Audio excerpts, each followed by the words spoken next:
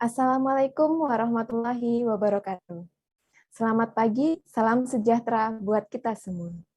Duduk di teras sambil makan mie, tidak lupa pula menggelar tikar. Bertemu lagi dengan kami dalam acara webinar. Yang terhormat Direktur Sekolah Dasar, yang sama-sama kita hormati para narasumber yang telah hadir pada pagi hari ini. Yang pertama ada Bapak Nandana Aditya Baswara, dan yang kedua juga ada Bapak Ahmad Ulfi. Serta sahabat sekolah dasar yang menyaksikan webinar dalam kanal YouTube Direktorat Sekolah Dasar di PSD TV yang saya banggakan. Sahabat sekolah dasar yang saya banggakan, alhamdulillah puji syukur kehadirat Allah Subhanahu wa taala sehingga kita masih diberi nikmat sehat, nikmat kesempatan sehingga kita bisa mengikuti webinar terkait kebijakan BOS Sekolah Dasar tahun 2022. Baik Bapak Ibu sahabat sekolah dasar, izinkan saya dan perkenalkan saya Rina Fitriana selaku moderator yang akan memandu webinar pada pagi hari ini. Bapak Ibu sahabat sekolah dasar, pada tahun 2022 dana BOS digunakan terutama untuk mendanai belanja non-operasionalia bagi satuan pendidikan dasar dan pendidikan menengah bagi pelaksana program wajib belajar dan dapat dimungkinkan untuk mendanai beberapa kegiatan lain sesuai dengan peraturan perundang-undangan. Terdapat beberapa perubahan kebijakan BOS tahun 2022 sebagai hasil evaluasi BOS pada tahun sebelumnya. Ketentuan mengenai kebijakan dana BOS tahun 2022 ini tercantum dalam Permendikbudristek nomor 2 tahun 2022 mengenai petunjuk teknis pengelola dana bantuan operasional penyelenggara pendidikan anak usia dini, bantuan operasional sekolah, dan bantuan operasional penyelenggara pendidikan kesetaraan. Baik Bapak Ibu sahabat sekolah dasar, sebelum webinar ini dimulai, ada baiknya kita berdoa agar webinar kita berjalan dengan lancar. Berdoa dimulai. Dalam permusyawaratan perwakilan serta dengan berdoa selesai. sosial. Baik, Bapak Ibu sahabat sekolah dasar, hari ini kita sudah kedatangan dua narasumber yang memang ahli dalam bidangnya, yaitu terkait kebijakan BOS dan pengelolaan rekening. Tentunya sudah banyak sekali nih pertanyaan-pertanyaan dari sahabat sekolah dasar yang menyaksikan webinar kita pada pagi hari ini. Apa sih kebijakan BOS pada tahun 2022 ini? Baik, saya akan memperkenalkan terlebih dahulu nih narasumber kita pada pagi hari ini. Yang pertama akan memberikan materi tentang kebijakan BOS Sekolah Dasar tahun 2022. Narasumber kita merupakan koordinator fungsi perencanaan dan penganggaran di Sekretariat Dijen PAUD Dikdas dan Dikmen. Bapak, Ibu, sahabat sekolah dasar, yang pertama narasumber kita yaitu Bapak Nandana Aditya Baswara, SST/MM. Bapak Dana, selamat pagi. Pagi. Sudah siap ya Pak untuk memberikan materi-materi tentang kebijakan BOS tahun 2022 kepada Bapak Ibu sahabat sekolah dasar nih Pak tentunya. Siap. Terima kasih Pak Dana. Yang kedua, narasumber kita akan memberikan materi mengenai pengelolaan rekening sekolah sesuai dengan Persesjen Kemendikbudristek nomor 19 tahun 2021. Beliau adalah tim pengembang BOS Salur di Dijen PAUD Dikdas dan Dikmen. Baik Bapak Ibu sahabat sekolah dasar, narasumber kita yang kedua adalah Bapak Ahmad Ulfi. Selamat pagi Pak Ulfi. Selamat pagi Mbak Rina. Ya, sudah siap juga ya Pak untuk memberikan materi nih kepada sahabat sekolah dasar. Insya Allah siap. Terima kasih Bapak narasumber kita pada pagi hari ini. Baik Bapak Ibu sahabat sekolah dasar, semoga Bapak Ibu sahabat sekolah dasar senantiasa mengikuti webinar kita mulai dari awal hingga akhir Bapak Ibu sahabat sekolah dasar, sehingga Bapak Ibu sekolah dasar bisa mendapatkan informasi yang lebih detail lagi dari narasumber kita tentunya. Baik Bapak Ibu sahabat sekolah dasar, saya ingatkan jangan lupa untuk mengisi link daftar hadir pada nanti akan di-share oleh panitia yang akan di-share melalui kanal YouTube Direktorat Sekolah Dasar. Dan juga kepada Bapak Ibu sahabat sekolah dasar yang ingin memberikan pertanyaan kepada narasumber kita nih yang luar biasa sekarang ini, silakan tuliskan di kolom komentar di kanal YouTube Direktorat Sekolah Dasar DIT-PSD TV. Baik Bapak Ibu sahabat sekolah dasar nih sudah tidak sabar lagi ingin mendengarkan materi yang pertama mengenai kebijakan BOS tahun 2022. Apa sih kebijakan-kebijakan terbaru dari penggunaan dana BOS tahun 2002? Kepada Bapak Nandana Aditya Baswara, kami persilahkan.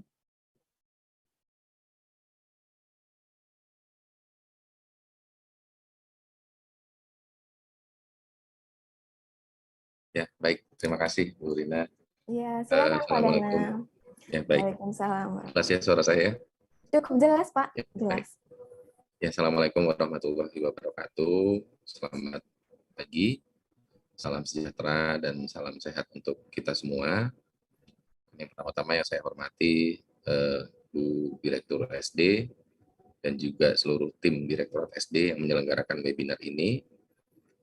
Lalu Bapak Ibu perwakilan dari Dinas Kabupaten Kota, dan tentunya sekolah ya, ini perwakilan dari sekolah, entah kepala sekolah atau guru atau siapapun dari sekolah yang juga menghadiri webinar ini. Alhamdulillah pagi ini kita bisa bertemu kembali di acara Direktorat SD untuk membicarakan tentang BOS. Jadi BOS ini memang satu hal yang sangat penting, dan ini merupakan salah satu fokus kita di Kemdikbud. Tentu saja tidak hanya penyaluran, tapi bagaimana ini sudah terbit juknis yang baru.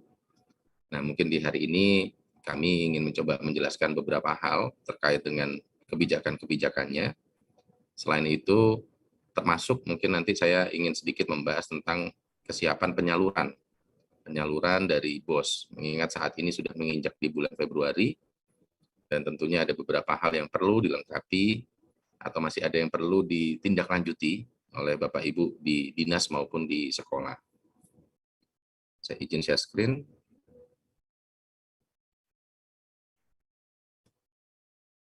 Oke, baik Bapak Ibu, kebijakan BOS saat ini diwadahi melalui Permendikbudristek nomor 2 tahun 2022. Seperti tadi sudah disebut oleh Ibu Ina ya. Nah, mungkin yang pertama, kebijakan dana BOS ini di tahun 2022, yang pertama BOS reguler adalah program pemerintah pusat untuk menyediakan pendanaan biaya operasional bagi sekolah yang bersumber dari DAK non-fisik. Dengan tujuan yang pertama membantu biaya operasional sekolah. Kenapa kami bicara membantu? Karena kami yakin dengan dana BOS yang kami berikan, itu mungkin belum bisa memenuhi 100% dari kebutuhan sekolah. Sehingga kami terus menyuarakan gitu ya, atau apa istilahnya, mengencourage gitu ya Bapak Ibu sekalian di Dinas Pendidikan untuk terus bekerja sama bersama dengan pemerintah pusat tentunya. Jadi sudah ada DAK non-fisik berupa BOS, dan kami tentu berharap sekali dari pemerintah daerah juga ikut berkontribusi. Ada yang mengistilahkan dengan BOSDA, ada yang mengistilahkan BOP, untuk membantu mendampingi dana BOS ini meningkatkan dari proses pembelajaran yang ada di sekolah. Nah, dasar hukum yang ada saat ini ada 3 paling tidak. Jadi yang pertama itu ada Peraturan Menteri Keuangan nomor 119 tahun 2021, itu tentang pengelolaan DAK non-fisik. Jadi ada 3 institusi yang mengatur. Lalu itu terkait dengan bagaimana mekanisme penyalurannya, tahapan penyalurannya. Lalu ada Permendikbud nomor 2 tahun 2022. Di sini lebih banyak bicara tentang sasaran, syarat, dan kriteria penerima penggunaan dana. Nah, sedikit hal yang berbeda di Permendikbud nomor 2 tahun 2022 ini tidak hanya mengatur tentang BOS, tapi ini mengatur BOS dan BOP secara sekaligus. Jadi kalau Bapak Ibu mendownload file juknis ini, di sana akan dijelaskan bagaimana tentang BOS dan BOP reguler, termasuk dengan BOS kinerja. Jadi kalau dulu ada 3 dasar hukum, ada 3 permen, ini coba dilakukan di regulasi menjadi lebih ringkas dan lebih jelas menjadi satu permen. Jadi mau regulernya, mau kinerjanya, semuanya sudah bisa dilihat di dalam Permendikbud ini. Nah, selain Permendikbud dan PMK, terkait dengan tata kelola pencatatan, penatausahaan, dan pertanggungjawaban keuangan, ini diatur melalui Permendagri.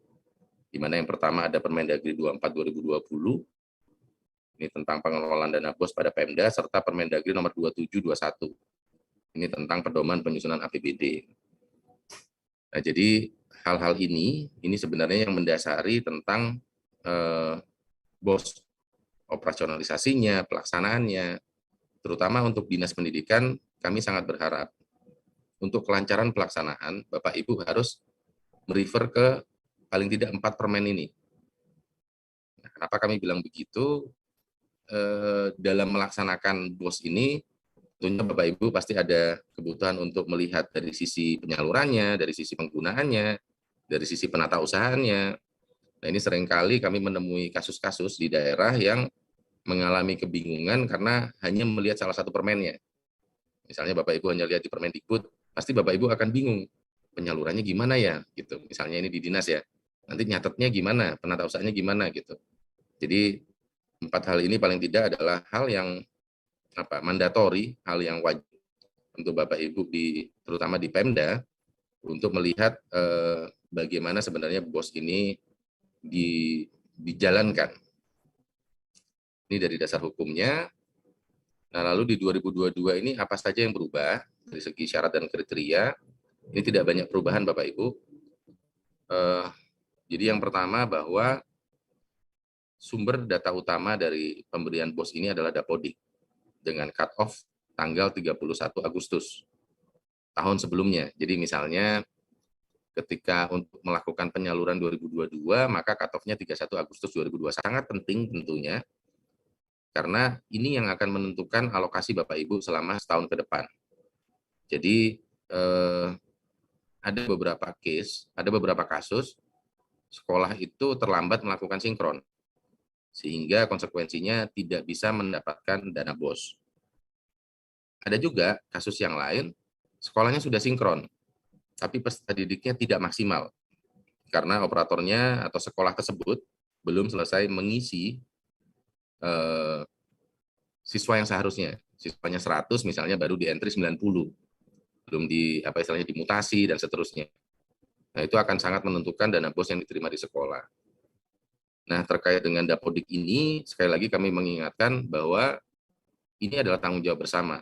Sering kami dengar keluhan-keluhan dari daerah maupun dari sekolah, operator dan operator. Menurut kami tanggung jawab terbesar di sini adalah di kepala sekolah dan di Dinas Pendidikan, operator yang melaksanakan.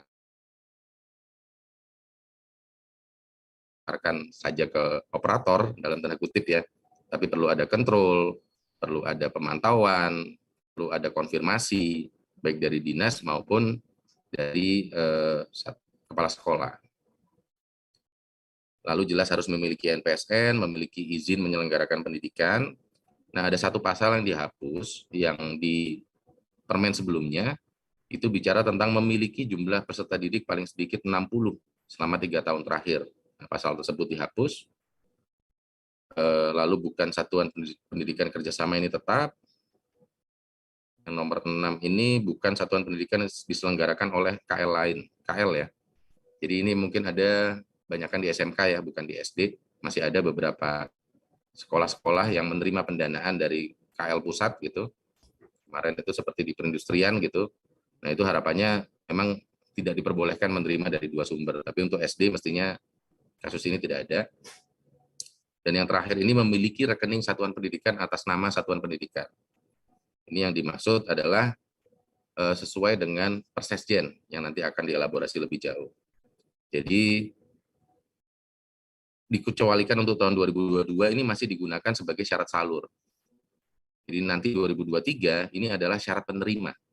Kalau 2022 karena ini penerapan tahun pertama, maka masih digunakan sebagai syarat penyaluran.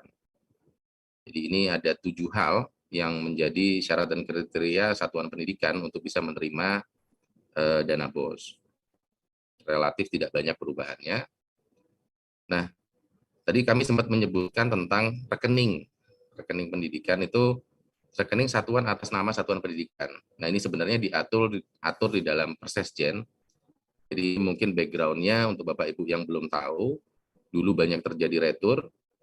Nah, sehingga kita lakukan penataan melalui Persesjen yang kemudian diperkuat melalui Permendikbud di Juknis ini. Jadi kalau dulu rekening satuan pendidikan itu diupdate oleh masing-masing sekolah. Tapi karena masing-masing sekolah yang update dan jumlah sekolah itu 216.000 yang terdaftar di BOS kurang lebih, sehingga dinamikanya luar biasa tinggi. Karena luar biasa tinggi, akhirnya banyak retur yang terjadi. Jadi kami mengamati kadang-kadang ada sekolah yang seminggu ganti rekening 3 kali gitu ya, dan kadang-kadang tidak substansial. Ada yang namanya SD swasta Sukamaju, lalu tiba-tiba diganti menjadi SDS gitu, atau kadang-kadang ditambahin spasi gitu, dan sehingga itu mengakibatkan retur. Dan ketika retur itu prosesnya lama sekali dan akan merugikan ke sekolah itu sendiri. Nah, sehingga kemarin diterbitkanlah satu peraturan di mana yang pertama kriteria rekeningnya itu harus atas nama satuan pendidikan.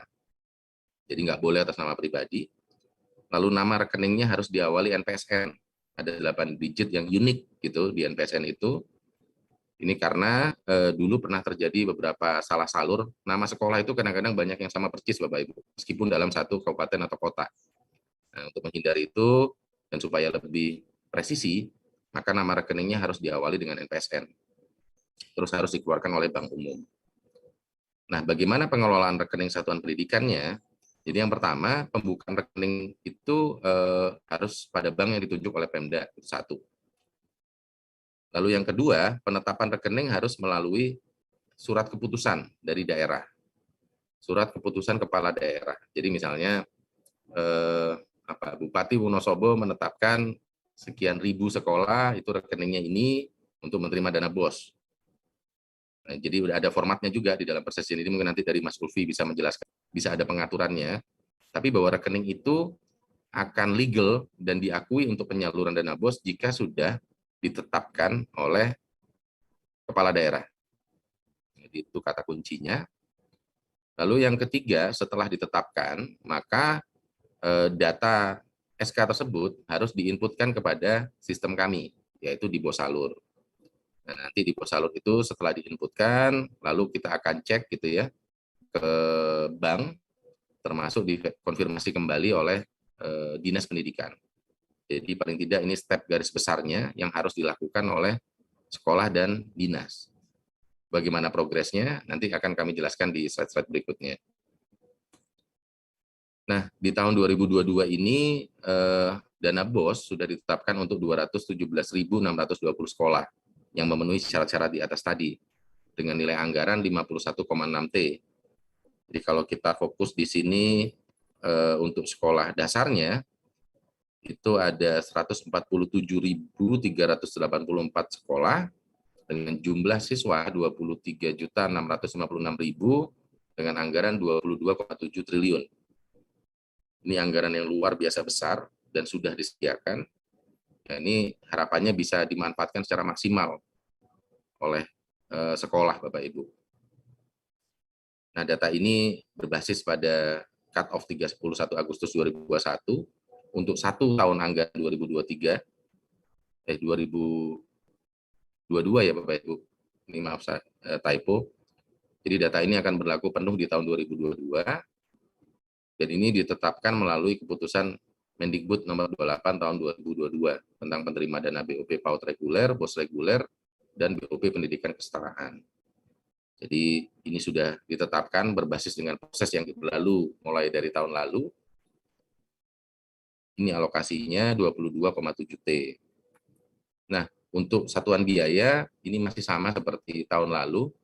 Jadi satuan biayanya ini berbeda antar daerah, tentunya berbasis keadilan sosial lah ya.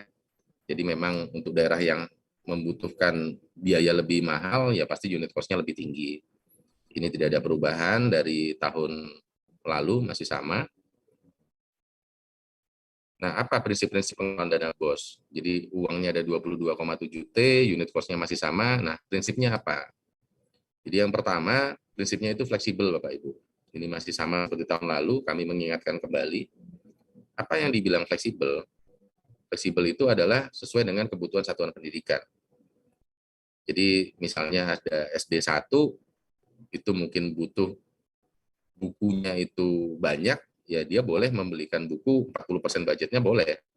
Tapi untuk SBB yang bukunya nggak butuh banyak misalnya, ya boleh hanya spend 10%. Ternyata kebutuhan SDB lebih untuk gurunya misalnya. Ini sesuai dengan kebutuhan dari masing-masing satuan pendidikan. Lalu yang kedua efektif. Jadi efektif ini ya apa? Pengelolaan dananya diupayakan dapat memberikan hasil pengaruh dan daya guna. Ya efektif dan efisien lah intinya Bapak Ibu. Jadi ini yang pertama fleksibel tadi sudah clear. Efektif dan efisien ini tentunya kita cari biaya yang dalam tanda kutip terendah untuk mencapai hasil yang paling maksimal gitu. Kalau misalnya kita naik kendaraan ingin menuju ke satu titik, kalau bisa lebih mudah ya nggak perlu muter-muter gitu kan, ibaratnya. Jadi dengan biaya seminimal mungkin dengan hasil yang paling optimal. Nah tentu prinsip yang berikutnya itu akuntabel, harus dapat dipertanggungjawabkan secara keseluruhan, dan harus logis sesuai peraturan perundang-undangan. Ini Bapak Ibu, bos ini saat ini dipantau oleh berbagai pihak gitu. Ini bukan menakut-nakuti, tapi kita juga harus merencanakan dengan baik dan melaksanakan dengan baik. Jadi kemarin contohnya saat pandemi ada review, ada audit BPKP bersama inspektorat kami, banyak juga kejanggalan-kejanggalan yang jadi di satuan pendidikan. Ketika tahun pertama pandemi, ternyata ada sekolah-sekolah yang tidak ada perubahan. Misalnya untuk langganan daya jasanya tetap, padahal PJJ penuh ya. Lalu misalnya beli galon biasanya 100, kok tetap beli 100 galon. Ini kan tetap harus dilihat Bapak Ibu. Tidak mungkin ketika kita yang pertama ketika merencanakan nggak mungkin kita copy paste, ketika melaksanakan juga ya kita lihat juga seperti apa konteks yang ada di lapangan. Jadi ini tolong diperhatikan betul, akuntabel ini, serta transparan. Jadi siapapun yang mau masuk, siapapun yang mau cek, Bapak Ibu di sekolah harus siap gitu tentang apa saja penggunaan dana BOS ini sesuai dengan juknis yang ada gitu. Jadi paling tidak ada 5 hal prinsip-prinsip pengelolaan dana BOS. Nah ini melaksanakannya ada beberapa tata cara. Jadi yang pertama menentukan komponen penggunaan dana sesuai dengan kebutuhan prioritas sekolah. Jadi tentu ketika bicara prioritas sekolah mungkin ini perlu ada meeting-meeting di sekolah untuk memastikan apa sih prioritas yang mau dipenuhi, apa sih yang paling dibutuhkan oleh sekolah dengan dana BOS ini. Lalu yang kedua harus sesuai dengan peraturan mengenai PBJ. Jadi ada aturan-aturan tentang pengadaan barang jasa di sekolah, ini juga perlu diperhatikan bagaimana melalui SIPLA dan seterusnya. Lalu juga tidak membiayai kegiatan yang sudah dibiayai secara penuh oleh sumber lain yang sah.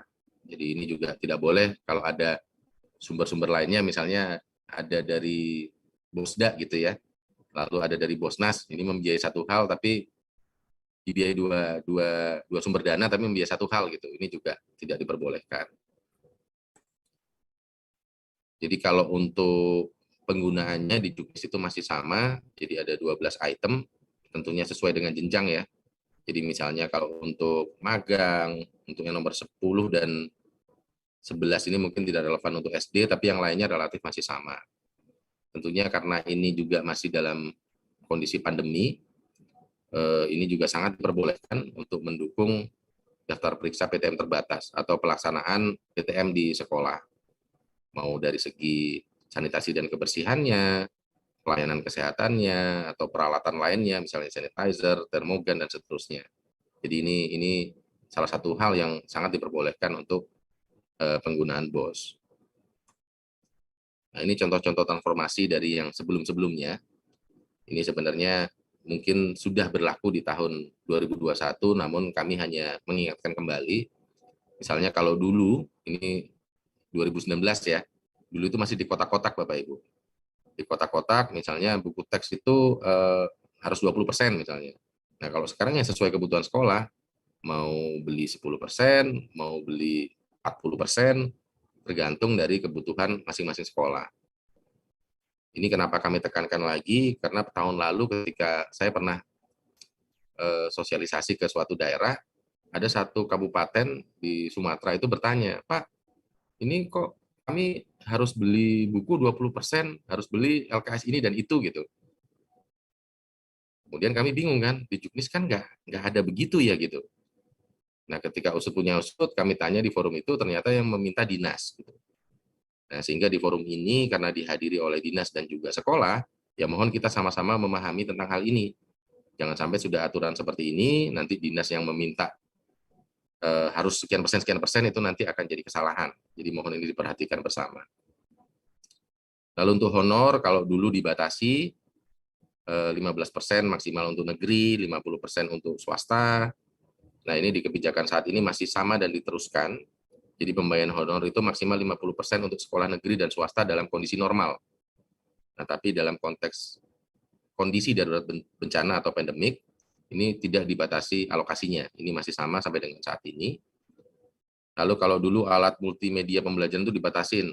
Kalau nggak salah, komputer cuma boleh beli satu, speknya ini, laptop boleh beli satu kalau nggak salah ya Bapak Ibu, saya agak lupa persisnya.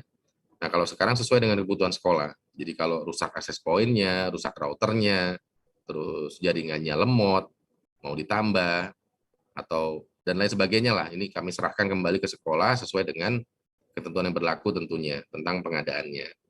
Jadi ini contoh-contoh fleksibilitas yang sudah terjadi sebenarnya di dalam pemanfaatan dana BOS. Nah, kemudian kita sedikit membahas tentang mekanisme penyaluran Bapak Ibu. Jadi ini sesuai dengan peraturan Menteri Keuangan, dana BOS itu disalurkan dalam 3 tahapan. Jadi yang pertama itu 30%, paling cepat disalurkan di bulan Januari. Tahap kedua itu 40%, itu paling cepat disalurkan bulan April. Tahap 3, 30% paling cepat disalurkan bulan September. Di mana dari RKUN ini langsung ditransferkan ke rekening sekolah. Dan di dalam 3 aturan tersebut, yang tadi ketika dibaca, ketika dari RKUN sampai ke rekening sekolah, itu maka bisa langsung dipakai ke sekolah. Jadi ini salah satu prinsipnya salur langsung itu supaya cepat bisa digunakan. Jangan sampai nanti kita menambah-nambah birokrasi, rekening udah di sekolah tapi tidak bisa digunakan.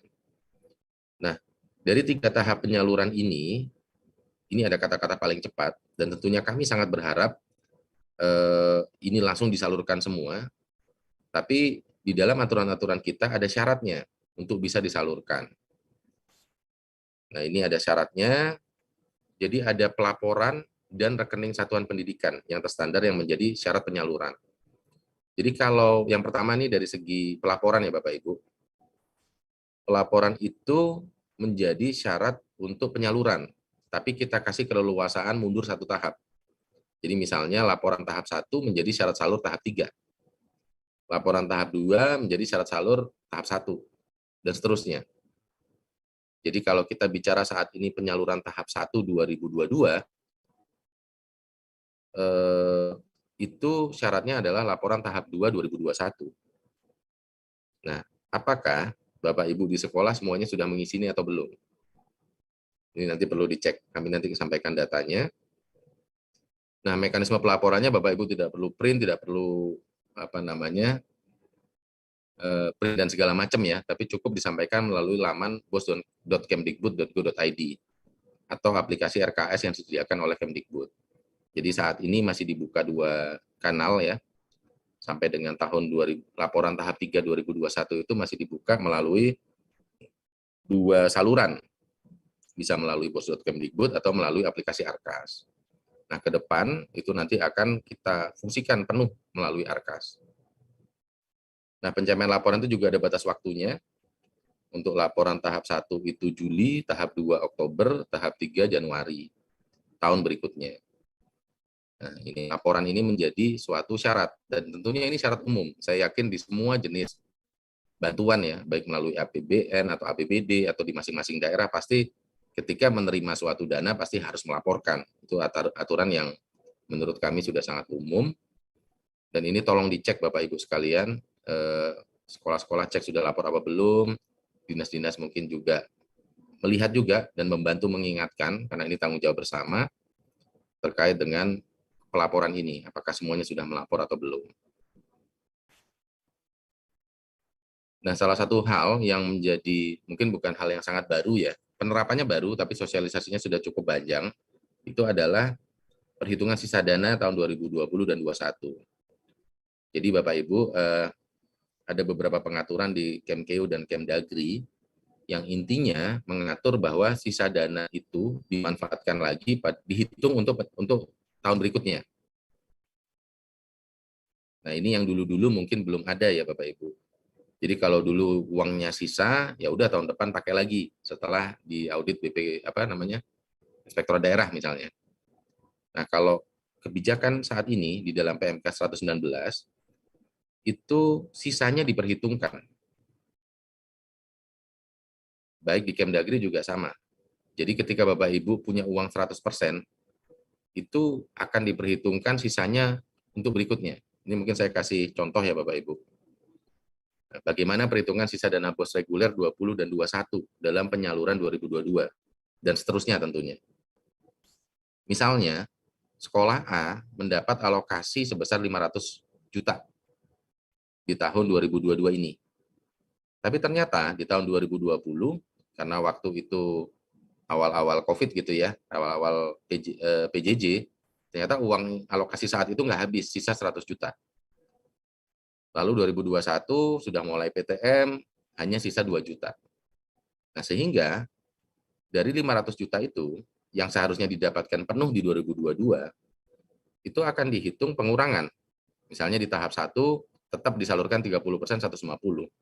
Tapi tahap 2 ketika disalurkan 40% yang harusnya 200 juta, itu dikurangi terhadap sisa 20 dan 21. Sehingga yang harusnya menerima 200 juta hanya menerima 98 juta.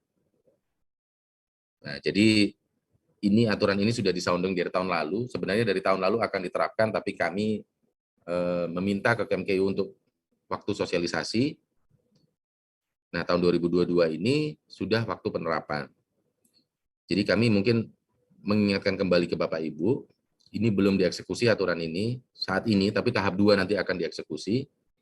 Tolong dipastikan kembali, Bapak Ibu di dinas maupun di sekolah, laporan realisasi itu yang ada di Bosalur maupun di Arkas itu memang sesuai kondisi real. Akhir tahun lalu kami sempat diskusi dengan beberapa daerah dan menerjunkan tim ke beberapa sekolah secara langsung. Ada juga fenomena yang laporannya itu tidak sesuai. Jadi di Bosalur kami, uangnya itu misalnya masih sisa 30% begitu ya. Tapi begitu sampai di sekolah terkait, sekolah tersebut, lihat pembukuan aslinya gitu ya. Ternyata kepala sekolahnya menyampaikan, sebenarnya ini uangnya udah habis kalau di pengeluaran aslinya. Loh, kenapa dilaporkan sisa 30%? Pertanyaan kami kan. Nah, diusut-usut ternyata misalnya operatornya atau misalnya pihak dari sekolahnya sendiri, ya waktu itu kami asal ngisi aja supaya apa namanya yang tadi tolong di-mute ya supaya yang penting salur gitu. Jadi kami ngisinya nggak maksimal. Padahal aslinya itu habis gitu Bapak Ibu. Nah, jadi ini tolong dicek kembali baik di dinas maupun di sekolah. Ini belum kami close gitu ya. Ini mohon dicek kembali apakah memang betul apa yang dilaporkan itu sudah sesuai dengan kondisi real yang ada di sekolah dan di Pemda masing-masing. Jadi ini mungkin ada kesempatan kurang lebih sebulan Bapak Ibu bisa cek kembali. Nah, ini ada beberapa peran Pemda dalam pengelolaan dana BOS. Jadi tentunya ada 3 fase besar ya. Meskipun BOS ini salur langsung atau BOP, ini hanya masalah penyalurannya, mekanisme cara nyalurnya gitu ya. Tapi ketika bicara peranan, ini sama sekali tidak ada yang berubah, bahwa peranan pendampingan oleh Pemda itu merupakan satu hal yang justru sangat penting. 3 hal besar itu yang pertama perencanaan penganggaran.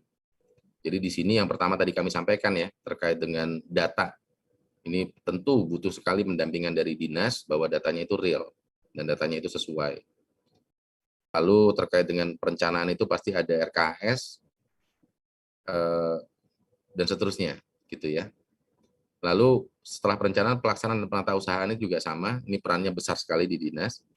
Jadi memastikan penggunaan dana dilaksanakan oleh satuan pendidikan sesuai dengan perencanaan penganggaran.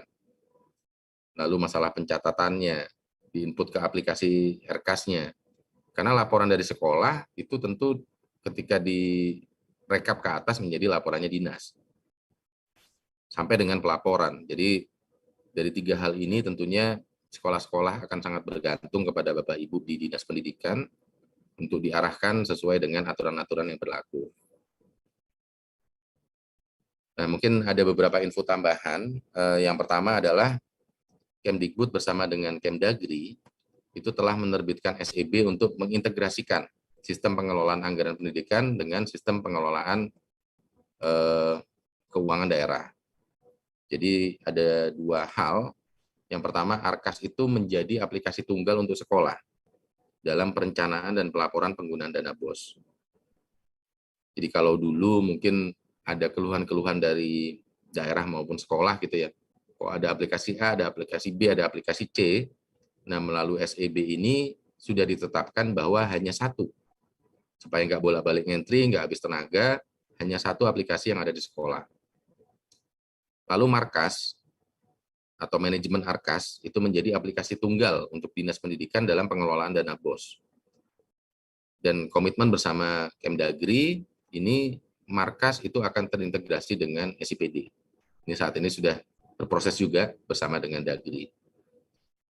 Jadi sekolah akan menggunakan ARKAS, di mana ARKAS ini nanti akan terintegrasi dengan platform lainnya, seperti Sipla, Dapodik, dan seterusnya. Dan nanti di Dinas Pendidikan itu akan menggunakan Markas yang kemudian akan terintegrasi dengan SIPD. Jadi surat edaran Mendagri dan Mendikbud, ini nomornya, pada tahun 2021 kemarin, tentang integrasi sistem informasi pengelolaan dana BOS. Jadi ini hal yang perlu kita perhatikan bersama Bapak Ibu. Tujuannya sebenarnya adalah untuk memudahkan sekolah dan dinas untuk pengelolaan dana BOS. Nah, ini cara-caranya, mungkin saya tidak sebutkan satu-satu, tapi ini nanti Bapak Ibu bisa download dan bisa ikuti. Kurang lebih saat ini pengguna ARKAS ini 50%. Nah, ini yang mungkin belum menggunakan, ini mohon bisa mengikuti langkah-langkah ini, karena ke depan ini akan menjadi alat utama. Jadi kalau dulu pelaporan Bapak Ibu cukup mengisi rekap gitu ya, ini untuk 2022 ke depan, ini sudah harus menggunakan ARKAS. Sehingga ini nanti kalau penyalurannya juga bergantung ke sini. Nah, dengan ARKAS ini, sekolah itu bisa memasukkan perencanaan penganggaran dan penatausahaan. Lalu bisa melakukan perubahan penggeseran, melaporkan realisasi, mempercepat proses pelaporan, dan juga terintegrasi. Jadi, tidak hanya memudahkan proses besarnya, tapi ini nanti akan terintegrasi dengan banyak hal Bapak Ibu. Jadi nanti kalau Bapak Ibu pakai Sipla, habis belanja nggak perlu ngetik lagi gitu, tapi sudah langsung nyambung ke situ, ke dalam ARKAS. Nanti juga akan nyambung dengan aplikasi-aplikasi lainnya yang akan ada di Kemdikbud. Jadi sekali melakukan di sini akan nyambung ke semuanya, sampai ke Dinas Pendidikan. Jadi dengan Markas, Dinas itu akan dapat integrasi dengan SIPD, dapat memiliki akses informasi anggaran sekolah pada satu platform, sesuai tentunya dengan standar dan format SIPD, nanti pelaporannya juga sesuai siklus keuangan daerah, dan seterusnya. Jadi dengan satu tools yang sudah disepakati bersama ini, harapannya sekolah bisa melakukan perencanaan dengan baik, dinas juga bisa memantau dengan mudah, gitu, termasuk jika ada perubahan dan seterusnya. Jadi sekali lagi dengan penerapan SEB ini, Bapak Ibu, yang kemudian sudah diperkuat juga di dalam Juknis kita, di Juknis BOS, ini Bapak Ibu, terutama yang belum menggunakan, bisa mulai melakukan langkah-langkah yang ada di slide ini. Saya tidak bacakan satu-satu, nanti file ini akan kami share. Jadi secara garis besar, itu Bapak Ibu untuk kebijakan-kebijakan terkait dengan BOS di Permen yang baru. Nah, saya ingin sedikit menyinggung tentang perkembangan penyaluran dana BOS Bapak Ibu di tahun 2022 ini. Jadi yang pertama, kami ingin menyampaikan bahwa di tahun 2022 ini kita mengirimkan proses penyaluran, itu kami di Kemdikbud tidak menyalurkan sendiri, tapi yang menyalurkan adalah Kementerian Keuangan. Kami dari Kemdikbud yang memberikan rekomendasi salur setelah melakukan berbagai pengecekan data. Nah, kalau kita lihat dari tahun 2020, 2021, 2022, rekomendasi salur yang tercepat itu ada di 2022 ini, di tanggal 27 Januari. Insya Allah minggu depan sebagian akan sudah cair. Namun ini tidak bisa cair kepada 100% sekolah. Jadi yang sudah bisa kita cairkan pada gelombang 1 itu baru 77% atau 167.000 sekolah. Kami sebenarnya sangat menginginkan untuk bisa semuanya salur jadi satu tahap saja lah, satu gelombang saja, dan itu yang paling cepat. Namun kenyataannya masih banyak sekolah ataupun dinas yang belum memenuhi syarat-syarat penyaluran. Dan kami sangat berharap Bapak Ibu dengan gambaran ini, Bapak Ibu bisa segera melengkapi. Jadi ini sebagai gambaran Bapak Ibu, kebanyakan permasalahan itu ada pada penetapan rekening yang menjadi kendala. Jadi sampai dengan kondisi 6 Februari ini, tahap 1 ini kami hanya bisa menyalurkan terhadap 28 provinsi dan 400 kabupaten kota. Kenapa hanya 28 provinsi dan 400 kabupaten kota? Karena penetapan rekeningnya itu belum ada. Jadi seperti yang kami sampaikan tadi di dalam Persesjen, itu rekening itu harus diperkuat atau harus dilengkapi dengan SK penetapan rekening oleh Pemda. Di dalam Persesjen sebenarnya cut-off-nya itu di bulan Oktober atau November, saya lupa, tahun kemarin. Tapi ini sudah diperpanjang. Waktu itu banyak alasannya, kami butuh waktu untuk ngejar tanda tangan kepala daerah dan seterusnya. Tapi ketika bicara Oktober sampai dengan Februari saat ini Bapak Ibu, 3 bulan. Justru kami mempertanyakan ini ada masalah apa? Komitmen isu atau hal yang lain. Jadi jangan heran Bapak Ibu nanti kalau ada Pemda yang misalnya ada, ini contoh saja Bapak Ibu ya, contoh misalnya Kota Malang, Kabupaten Malang gitu. Bisa aja Kota Malangnya sudah cair, Kabupaten Malang satu kabupatennya nggak ada yang cair. Dan itu permasalahannya ada pada SK penetapan oleh Pemda. Kenapa SK ini menjadi sangat penting? Karena kita menghindari perubahan-perubahan yang tidak perlu terjadi. Kami khawatir kalau hanya pakai data, kemudian nanti SK-nya terbit, datanya berubah, itu akan ada kesalahan di kami dan tidak sesuai dengan Persesjen. Jadi Bapak Ibu mungkin sebagian dari dinas merasa saya udah ngupdate kok data rekeningnya. Jadi memang betul bahwa rekening itu sudah banyak yang diupdate ke kami, tapi belum dilengkapi oleh SK. Jadi mungkin di momen ini saya juga mengingatkan kembali, kami sangat berharap tahap 2 ini bisa segera gelombang 2 ini bisa segera disusulkan.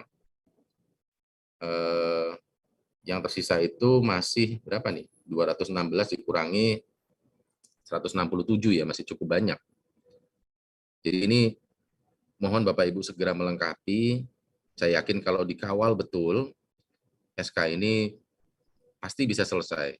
Saya yakin ini perlu diberikan pengertian ke kepala daerah atau melalui sekdanya dan seterusnya, tapi ini mohon menjadi prioritas karena ini menyangkut penyaluran dana BOS ke sekolah-sekolah di wilayah Bapak Ibu sekalian.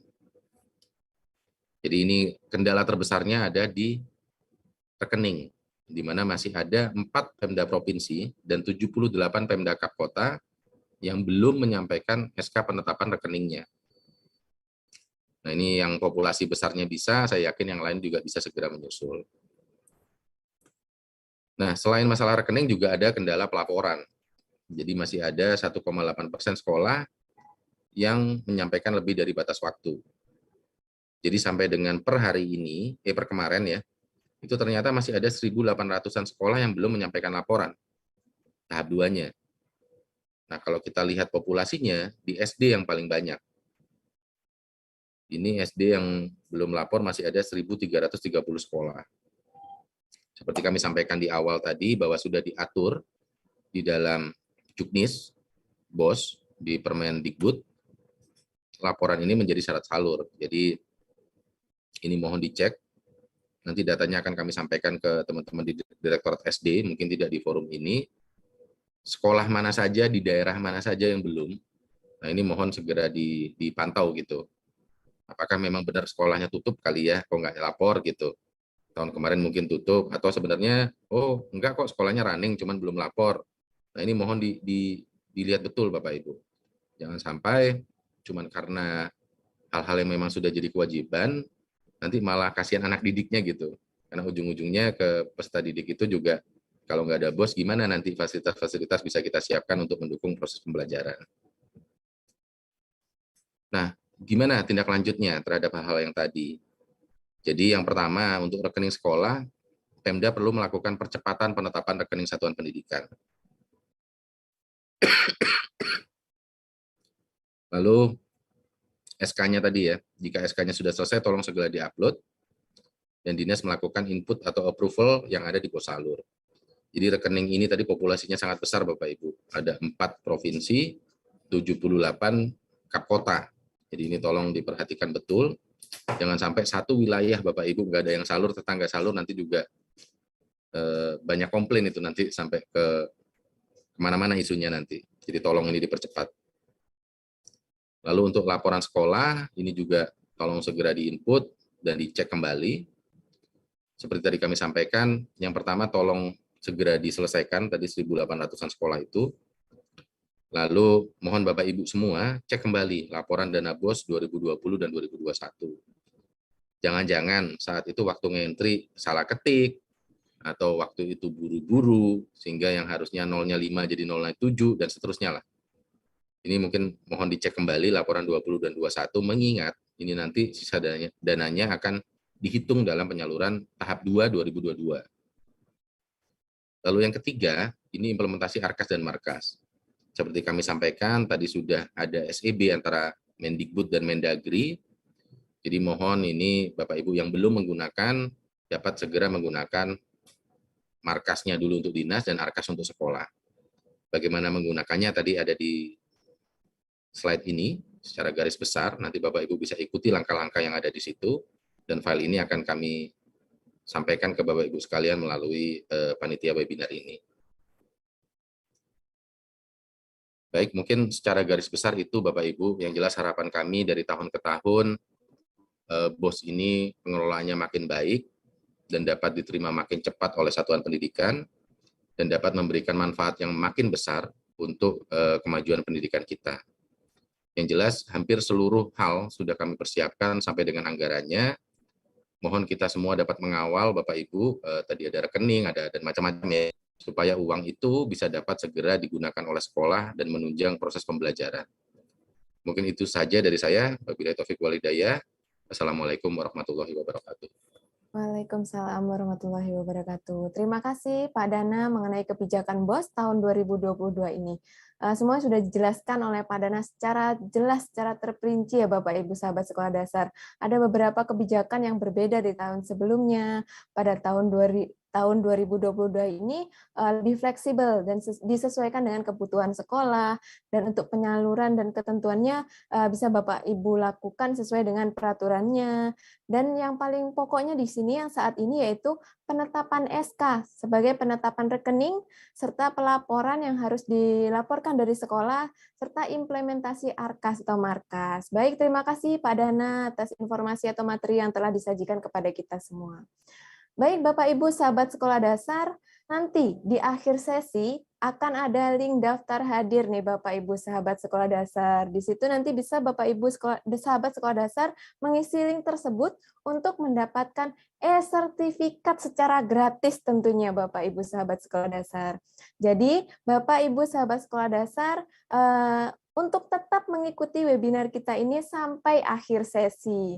Baik Bapak Ibu sahabat sekolah dasar, saya ingatkan kembali, jika Bapak Ibu sahabat sekolah dasar ingin mengajukan pertanyaan nih kepada narasumber kita pada pagi hari ini, silahkan tulis di kolom komentar YouTube Direktorat Sekolah Dasar. Baik Bapak Ibu sahabat sekolah dasar, materi yang kedua nih mengenai pengelolaan rekening sekolah sesuai dengan Persesjen Kemendikbudristek nomor 19 tahun 2021 yang akan disampaikan oleh Bapak Ahmad Ulfi. Kepada Pak Ulfi, kami persilahkan. Baik, terima kasih Mbak Fitria. Selamat pagi Bapak Ibu semua. Yang saya hormati Direktur SD, juga teman-teman panitia, saya hormati Pak Dana. Saya di sini juga kepada dinas dan sekolah yang mengikuti webinar ini. di sini saya mungkin akan lebih menjelaskan kaitannya lebih teknis, juga seperti apa jika dilihat di aplikasi Bosalur. Izin saya share screen ya.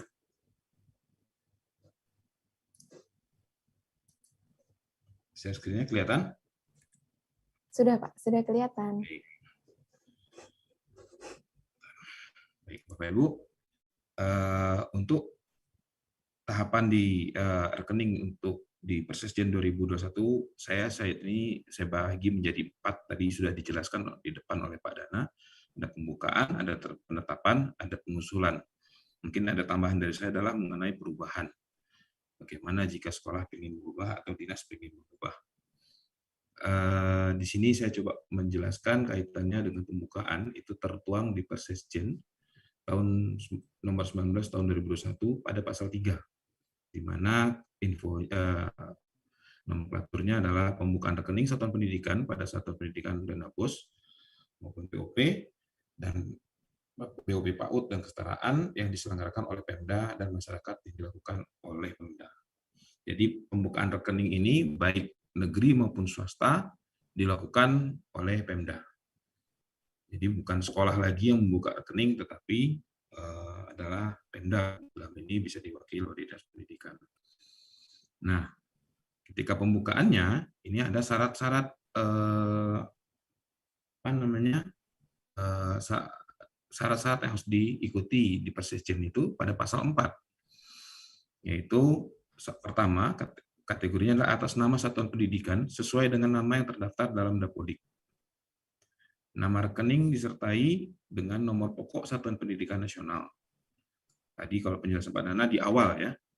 Nah, yang ketiga adalah dikeluarkan oleh Bank Umum yang terdaftar dalam sistem clearing nasional atau BI RTGS yang ditetapkan oleh Pemda. Tadi juga sudah dijelaskan di depan. Nah, berikutnya adalah penetapan. Nah, penetapan ini ada di pasal 5, yaitu rekening satuan pendidikan yang memenuhi kriteria harus diverifikasi dan divalidasi oleh Pemda sesuai dengan kewenangannya. Jadi di sini untuk jenjang SD, SMP itu ada di kabupaten. Nah, karena kita lagi bahas SD, berarti ini akan diverifikasi dan validasi oleh dinas kabupaten. Nah, setelah diverifikasi dan validasi, maka dinas harus menetapkan dalam bentuk surat keputusan. Nah, setelah ditetapkan, baru diusulkan. Ada di mana pasalnya? Ada di pasal 6, yaitu rekening satuan pendidikan yang telah ditetapkan pemerintah daerah sebagaimana dimaksud dalam pasal 5 diusulkan oleh Dinas Pendidikan kepada Direktur Jenderal. Nah, itu untuk pengusulannya. Nah, setelah diusulkan dan nanti jika sudah disalurkan, apa yang harus dilakukan jika ingin melakukan perubahan? Tentu ini ada ketentuan-ketentuan ya. Nah, di pasal 8 itu ada keterangannya, yaitu rekening satuan pendidikan yang telah ditetapkan oleh Dirjen, sebagaimana dimaksud pasal 7 ayat 3, dapat dilakukan perubahan berdasarkan usulan perubahan rekening satuan pendidikan oleh dinas. Jadi dinas yang mengusulkan, bukan sekolah. Nah, berikutnya adalah usulan perubahan rekening satuan pendidikan oleh dinas dan disampaikan pada rentang waktu bulan Juli sampai dengan bulan Agustus. Jadi perubahan itu hanya boleh terjadi pada bulan Juli dan Agustus, tidak boleh di luar itu. Itu 4 tahapan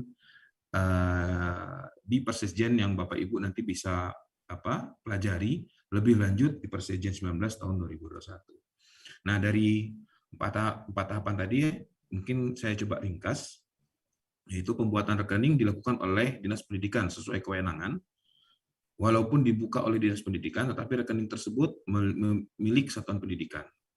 Lebih berikutnya lagi adalah spesimen pada rekening tersebut dilakukan oleh Kepala Satuan Pendidikan. Nah, dinas melakukan verifikasi dan validasi rekening oleh Satuan Pendidikan. Nah, tadi rekening hasil verifikasi dan dinas diusulkan pada laman Bosalur, yaitu bos.kemdikbud.go.id. Perubahan rekening dapat dilakukan 1 kali dalam 1 tahun pada bulan Juli dan Agustus. Jadi di luar itu tidak boleh. Nah, Berikutnya adalah bagaimana format rekening yang benar. Ada format nama rekening itu ada tertuang di dalam lampiran Persesjen 19 tahun 2021. Jadi untuk format nama rekening itu seperti contoh di lampiran adalah NPSN dan ada spasinya. Berikutnya disambung dengan nama sekolah. Contoh nama rekeningnya itu kalau di Persesjen adalah NPSN yang 123456778 dan nama sekolahnya SD Negeri 1 Ciria. Nomor rekeningnya tentu disesuaikan dengan yang ada di bank. Nah, berikutnya saya akan memberikan contoh seperti apa format nama rekening yang benar.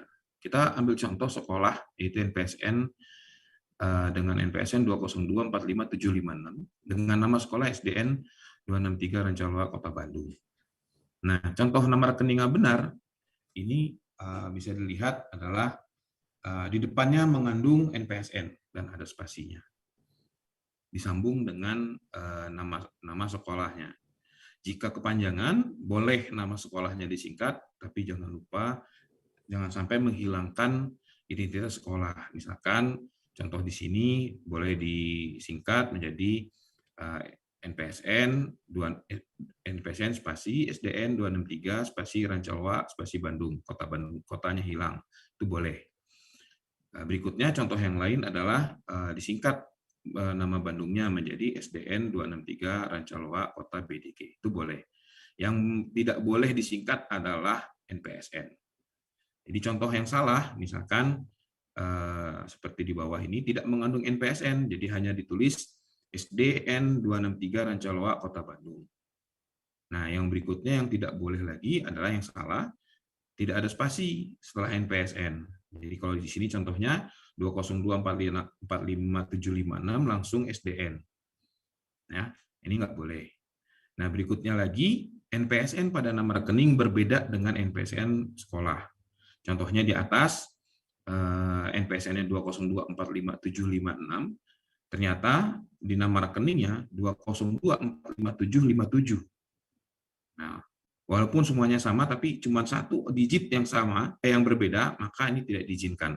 Di laman Bosalur tidak boleh dan statusnya akan menjadi gagal verifikasi. Nah, ketika gagal verifikasi, maka rekening ini tidak bisa dilanjutkan untuk di proses SK penyaluran. Nah, itu untuk info dari format-format rekening dan ketentuannya. Saya mungkin langsung saja dulu ke FAQ dulu. Banyak pertanyaan yang kami terima. Mungkin sekaligus ini juga bisa menjawab beberapa pertanyaan dari teman-teman sekolah maupun dinas. Apakah boleh sekolah membuka rekening tanpa sepengetahuan dinas pendidikan? Nggak boleh. Ya, sesuai dengan Persesjen 19 tahun 2021, maka rekening sekolah dibukakan oleh dinas. Apakah boleh sekolah mengganti rekening setelah ditetapkan oleh Pemda? Nggak boleh. Kalaupun boleh, tadi sesuai ketentuannya ketika bulan Juli dan Agustus. Di luar itu nggak boleh. Apakah terjadi jika rekening, apa yang terjadi jika rekening tidak ditetapkan oleh Pemda? Nah, tadi sudah disampaikan Pak Dana, jika tidak ditetapkan dengan tidak mengupload SK-nya, maka tidak akan masuk ke dalam penyaluran, yaitu sebanyak 4 dinas provinsi dan 78 dinas kabupaten tadi ya. Nah, walaupun sudah ditetapkan, tetapi tidak diusulkan di laman Bosalur, apa yang terjadi jika sudah ditetapkan tapi tidak diusulkan pada laman Bosalur? Maka tetap sama, tidak masuk ke laman Bosalur. Tidak masuk ke dalam penyaluran. Ya. Nah, berikutnya, apa yang terjadi jika diusulkan pada laman Bosalur, tetapi tidak dilakukan konfirmasi? Nah, sama juga, jika tidak dilakukan konfirmasi atau ditetapkan tadi, maka tidak akan masuk ke dalam penyaluran. Yang berikutnya, apa yang terjadi jika dinas tidak upload SK penetapan rekening? Tadi saya kira sudah dijelaskan bahwa maka juga tidak masuk ke dalam penyaluran. Nah, ini ada kasus jika NPSN ketika cut-off 31 Agustus berbeda dengan NPSN Dapodik terakhir. Apa yang harus dilakukan? Rekening NPSN mana yang digunakan? kami di sini menggunakan NPSN ketika cut off. Jadi NPSN yang kami gunakan adalah ketika cut off tanggal 31 Agustus. Untuk tahun 2022, maka kami menggunakan cut off 31 Agustus tahun 2021. Nah, nama rekeningnya boleh menggunakan nama terakhir pada Dapodik, tapi NPSN-nya tidak boleh. Ya. Nah, kalau berbeda. Berikutnya, bolehkah nama rekening disingkat? Tadi sudah dijelaskan dengan contoh di depan, boleh selama tidak menghilangkan identitas sekolah. Tetapi yang tidak boleh disingkat adalah NPSN. Ya. Itu nggak boleh sama sekali. Nah, berikutnya, saya langsung ke laman Bosalur sekolah jika ingin lihat rekening yang sudah ditetapkan oleh Dinas ada di mana. Yaitu bisa dilihat pada menu rekening 2022 dan submenunya adalah data rekening. Ya, ada di sini, nanti jika sekolah melihat rekeningnya seperti apa, maka akan muncul tampilannya seperti ini. Jadi banknya apa, nomor rekeningnya berapa, nama rekeningnya apa, alamat sekolahnya di mana, NPWP-nya apa, kode posnya apa. Nah, di sini ada dua keterangan di mana sekolah bisa melihat status rekeningnya, yaitu sudah verifikasi. Sudah verifikasi ini artinya sudah sesuai yang di input dinas dengan yang ada di sistem bank. Ya. Nah, ada lagi di status bawahnya, yaitu status penetapan atau konfirmasi. Tadi sudah dijelaskan di slide di penjelasan Pak Dana. Nah, di sini sudah ditetapkan atau sudah konfirmasi. Artinya kalau dua-dua ini warna hijau, artinya sekolah Bapak Ibu sudah bisa masuk ke dalam penyaluran dari sisi rekening. Nanti tentu syaratnya ada lagi, yaitu pelaporan yang dilihat. Ya. Nah, itu untuk sekolah, rekeningnya cukup dilihat di sini. Tidak ada di menu yang lain. Untuk rekening yang 2021, menunya sudah kami tutup. Jadi melihatnya hanya di sini. Ya. Tidak ada di tempat yang lain. Nah, untuk dinas, ini ada 5 tahapan, ada 5 menu yang kami siapkan untuk melihat dan mengupload rekening. Jadi kalau di sini ada 5 menu, yaitu daftar input rekening, di mana ini berisikan daftar rekening yang belum dilakukan konfirmasi. Ya, belum dilakukan konfirmasi. Berikutnya adalah upload rekening. Nah, perubahan rekening itu bisa dilakukan 2 cara. Mengubah satu-satu pada menu 1 atau mengubah banyak, lebih dari 1. Misalkan mau mengupload 100, daripada input satu-satu, kami sediakan fitur upload rekening dalam format Excel. Manualnya sudah ada di pada halaman Bosalur, yaitu di menu berita, silakan di-search, atau di Bosalur ada menu panduan aplikasi, silakan download di situ. Ya, ada caranya. Nah, ketika nanti upload, nanti saya jelaskan tampilannya akan seperti apa. Nah, setelah diupload rekening, maka tadi jika sudah statusnya verifikasi untuk status rekening, maka dinas melakukan konfirmasi. Nomor 3, kami membuat sesuai dengan urutan, yaitu 1, 2, 3, 4. Inilah urutan yang harus dilakukan oleh dinas. Yaitu setelah di statusnya verifikasi, maka dinas wajib melakukan konfirmasi. Jika tidak melakukan konfirmasi, maka tidak akan masuk ke dalam SK penyaluran. Nah, berikutnya nomor 4, yaitu upload surat penetapan, yaitu SK. Jadi, setelah tadi di SK-kan oleh Pemda, maka SK tersebut diupload pada laman Bosalur dengan format PDF. Nah, yang terakhir adalah menu rekap, di mana menu rekap ini Bapak Ibu bisa melihat progres dari data rekening di wilayah Bapak Ibu semua. Nanti bagaimana membacanya akan dijelaskan di slide berikutnya. Nah, Bapak Ibu di sini ada menu yang pertama, yaitu daftar atau input rekening.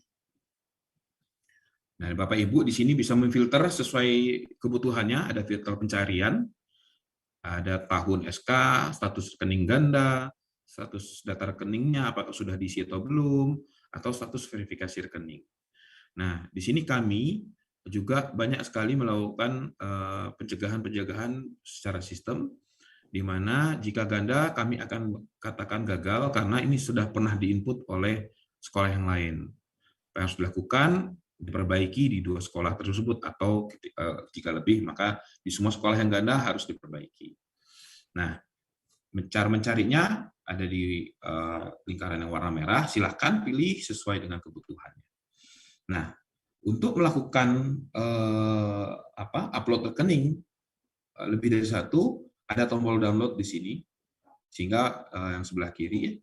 Nah, di sini Bapak Ibu bisa download rekening untuk mengupload data rekening. Tentu setelah download diubah dulu, setelah diubah, diupdate sesuai dengan info yang diberikan oleh bank, maka setelah itu diupload. Ya. Nah, di sini saya coba menjelaskan kolom-kolomnya, yaitu di sebelah dari kiri ya. Nah, di kiri ini ada namanya kolom data sekolah, terus ada data rekening. Nah, jika dinas sudah menginput data rekening, maka akan muncul di kolom data rekening yang warna putih ini.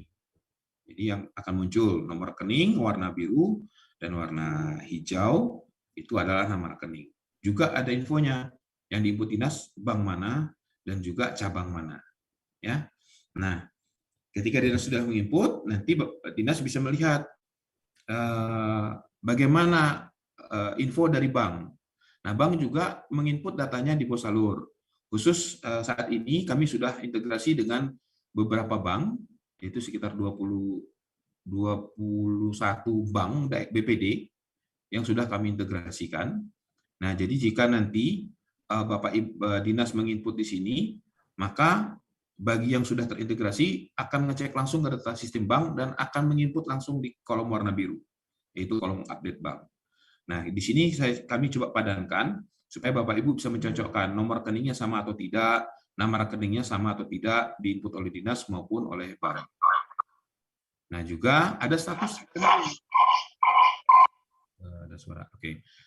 Status rekening, bank juga menyatakan bahwa rekening ini aktif atau tidak. Nah, yang lolos nanti untuk tahap berikutnya adalah tentunya yang diinput oleh dinas dengan bank sama dan statusnya aktif. Walaupun yang diinput dinas maupun bank itu sama tetapi tidak aktif, maka tidak akan bisa dilanjutkan. Maka status nanti akan di sini adalah gagal verifikasi. Nah, ini untuk data input rekening bank. Nah, di sini ada tombol namanya input atau ubah, di mana Bapak Ibu dinas bisa mengubah rekening itu per sekolah satu-satu. Jadi kalau ingin mengubah satu rekening atau satu sekolah nggak perlu upload, cukup mengubah satu sekolah aja di situ. Ya, di input. Nah, Bapak Ibu di sini tolong perhatikan bahwa ada keterangannya status verifikasi rekening. Contoh yang baris pertama belum verifikasi. Keterangannya apa? Yaitu data rekening sekolah belum ada karena dinas memang belum input. Nah, di sebelah kirinya ada keterangan belum bisa konfirmasi karena verifikasinya belum berhasil. Format belum sesuai persesjen karena memang datanya kosong. Nah, untuk yang di bawah ini adalah contoh yang di mana data rekeningnya sudah benar. Data rekening sudah benar, formatnya sesuai dengan persesjen, maka apa yang harus dilakukan? Yaitu ada tombol namanya lakukan konfirmasi.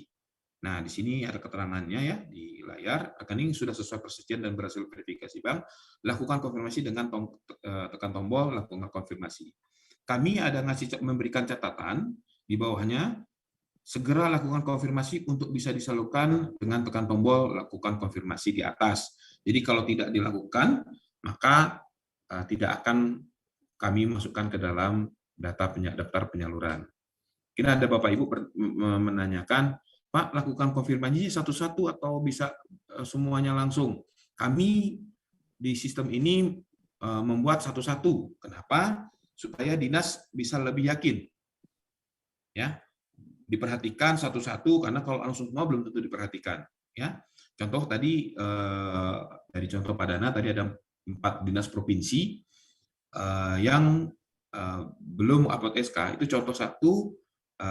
Izin saya sampaikan seperti Provinsi Sumatera Utara. Inputnya rekening sudah banyak, mengusulkannya sudah banyak, sudah 90%-an, tetapi belum melakukan konfirmasinya baru satu sekolah. Yang mungkin juga karena SK-nya belum jadi. Nah, nanti Bapak Ibu, khusus untuk dinas, jika datanya sudah memang yakin, silakan lakukan konfirmasi di Bosalur tanpa menunggu SK dulu. Jadi ketika SK sudah diupload, datanya sudah dikonfirmasi sehingga lebih cepat nanti masuknya ke kami. Ya, nah ini yang paling banyak dilakukan oleh teman-teman dinas, baik provinsi maupun kabupaten. Kalau di SD berarti di sini dinas kabupaten yang melakukan. Ya, ada lagi sebenarnya ada kotak search ya di sini. Bapak Ibu dinas bisa mengetik langsung NPSN-nya atau nama sekolah supaya bisa langsung melihat status nama sekolahnya. Oke. Nah, berikutnya tadi sesudah sesudah dilihat nama rekeningnya dan download tadi kalau ingin mengubah rekening, maka ada menu yang kedua yaitu upload rekening. Di mana upload rekening ini adalah yang sudah di-update oleh dinas dalam format Excel. Ya, file yang di-upload hasil update file yang di-download pada menu daftar rekening. Jadi cukup ngupload filenya saja, format Excel, maka nanti langsung akan kami proses. Ya. Nah, berikutnya adalah rekening nomor 3 adalah rekening sudah konfirmasi. Jadi Bapak Ibu, ketika rekening sudah konfirmasi, kami tidak memunculkan di daftar nomor 1 supaya Bapak Ibu fokus mana rekening yang sudah dikonfirmasi, mana yang belum. Jadi kalau Bapak Ibu misalkan dalam rekening sekolahnya di dalam wilayahnya ada 100 sekolah, tetapi di menu nomor 1-nya ada 2, berarti sisanya kemungkinan besar sudah ada di konfirmasi. Nah, artinya dinas sudah konfirmasi, maka akan masuk di menu nomor 3 dan akan hilang di menu nomor 1. Ya. Nah, Bapak Ibu di sini bisa lihat kami sudah menyediakan nomor dan nama rekeningnya.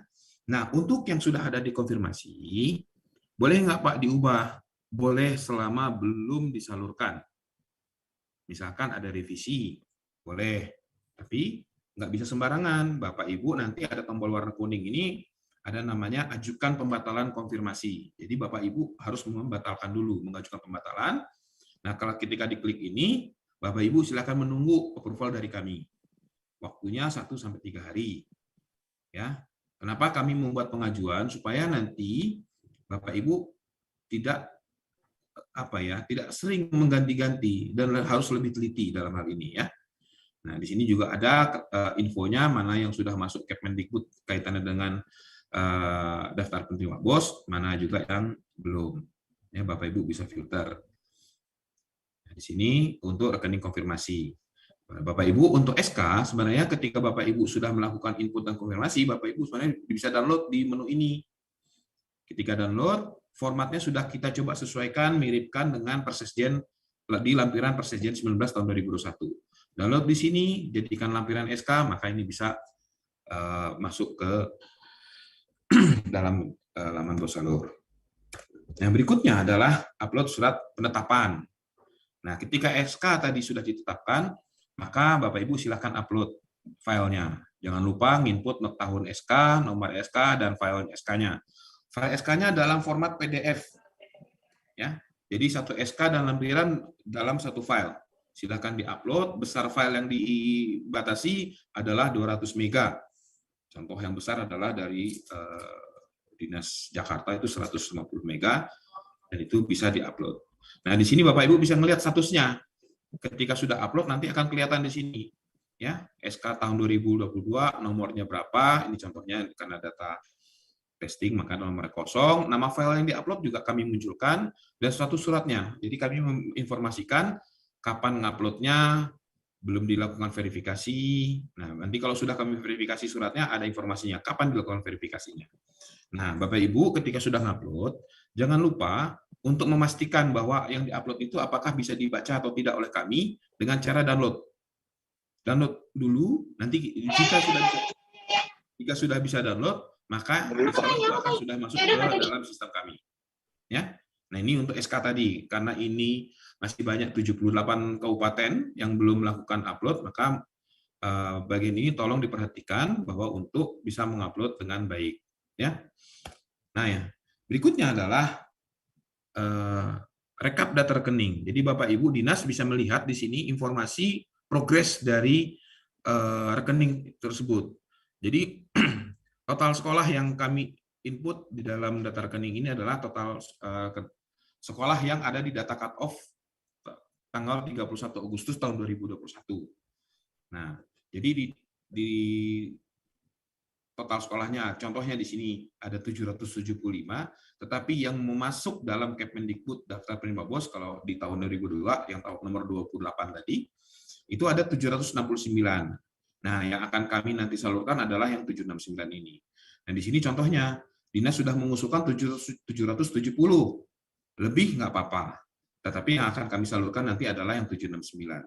Nah, dari 770 yang diusulkan, Bapak Ibu bisa lihat di sini ada statusnya belum verifikasi, gagal verifikasi, berhasil verifikasi, sudah validasi, dan sudah masuk data supplier Kemenkeu. Nah, saya jelaskan 3 bagian besar. Untuk belum verifikasi ini artinya belum diverifikasi bank, gagal verifikasi adalah juga sama belum diverifikasi, gagal verifikasi bank, berhasil verifikasi ini adalah data yang berhasil verifikasi oleh bank. Nah, dan 3 poin ini yang bisa diubah tanpa persetujuan Kemendikbud. Ya, boleh dinas misalkan mau ada revisi, perbaikan, ada yang salah typo, contoh kayak di Jatim ternyata ada salah nomor rekeningnya, nama rekeningnya salah sehingga diperbaiki, silahkan. Nah, setelah misalkan berhasil verifikasi, maka tadi dinas melakukan konfirmasi. Nanti kami coba ganti dengan sudah konfirmasi ya. Nah, ketika konfirmasi, maka masuk ke dalam rekap yang ini. Nah, ini contohnya kebetulan dari yang berhasil verifikasi berhasil semua. Nah, untuk yang sudah divalidasi ini, boleh nggak diubah tadi di menu sudah konfirmasi? Boleh, tapi harus mengajukan persetujuan untuk melakukan perubahan data rekening. Nah, yang terakhir, yang paling bawah, ketika warna biru ini nanti sudah ada angkanya, ini yang tidak boleh berubah selama 1 tahun anggaran.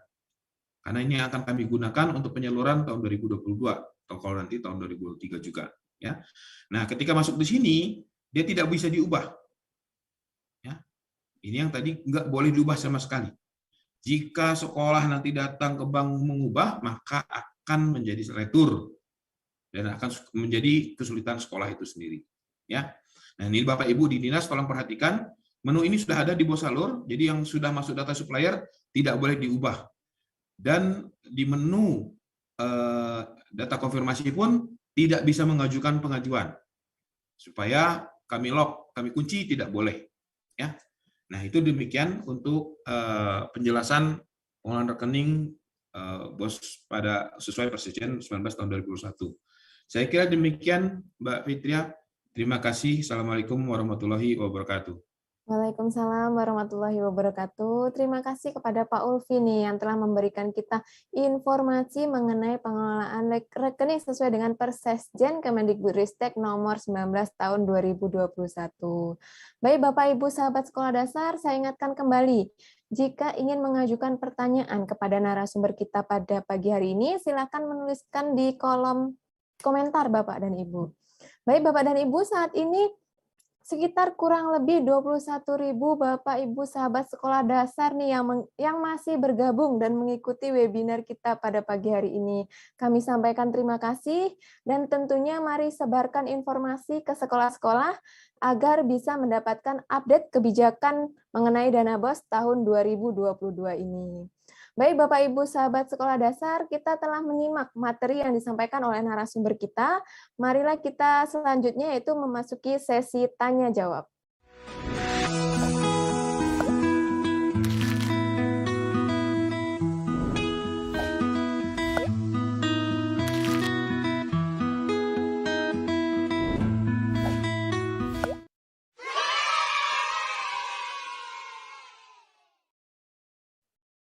Baik, Bapak Ibu sahabat sekolah dasar, saat ini sudah ada beberapa pertanyaan yang diajukan oleh Bapak Ibu sahabat sekolah dasar. Narasumber kita masih bergabung ya, ada Pak Dana dan juga Pak Ulfi. Di sini sudah ada pertanyaan-pertanyaan dari Bapak Ibu sahabat sekolah dasar. Yang pertanyaan pertama nih ditujukan kepada Bapak Dana nih, Pak Dana. Pertanyaannya dari Ibu Rainun Lumula MPD. Beliau bertanya, tidak bisakah pengelola dana BOS menggunakan aturan Kemendikbud saja daripada aturan Kemendagri yang membuat kami saat ini membingungkan sekolah, SIPD, dan markas sangat membingungkan pengelola BOS di daerah kami. Silakan Pak Dana langsung dijawab. Ya, baik. Terima kasih. Tadi pertanyaan dari Ibu Rainun Lumulap. Bu Rainun ya. Bisakah? Ya, jadi yang pertama bahwa ini memang tadi sudah dibagi-bagi peran ya, karena dari karakteristik dana BOS ini sendiri. Jadi memang tidak memungkinkan kalau ini diatur hanya oleh Kemdikbud saja. Kemdikbud ranahnya lebih banyak kepada syarat kriteria, lalu pemanfaatan.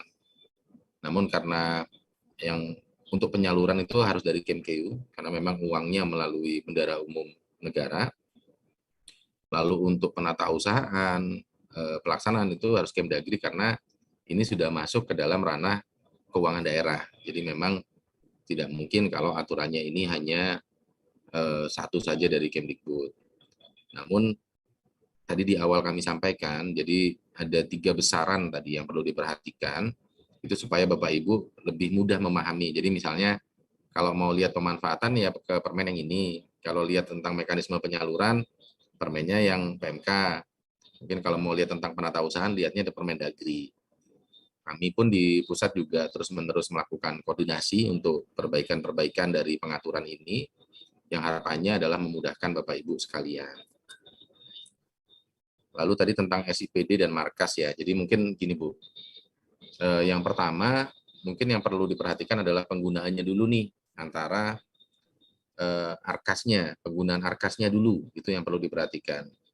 Jadi yang pertama di Permendagri 24 itu disebutkan bahwa RKAS itu merupakan kewajiban dari sekolah yang harus disusun.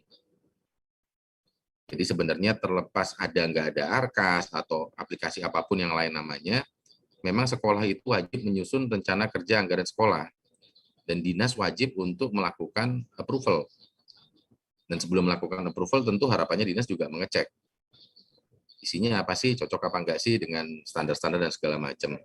Jadi lahirnya Arkas ini sebenarnya bukan untuk menyulitkan, tapi justru memudahkan Bapak Ibu untuk melakukan pekerjaan yang memang harus dilakukan. Jadi itu yang pertama.